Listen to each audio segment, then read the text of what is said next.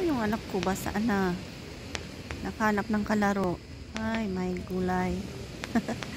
Buti marami akong dalang damit niya. Marami akong dalang damit ng anak ko talaga. Yan. Dito talaga sa beach. Naku, late din na matulog. Sa bahay din late na matulog.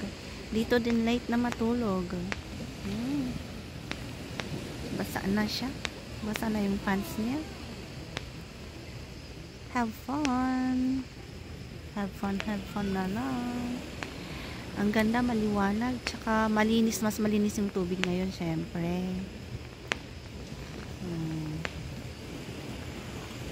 May ano doon, may barko. Fishing boat siguro. Yun, ang liwanag niya doon sa doon. Yan, ako naman dito is nakahiga lang. Kaupo. Nakahiga. Ang sarap sana maglakad-lakad. Lakad-lakad nga tayo. Thank you for watching.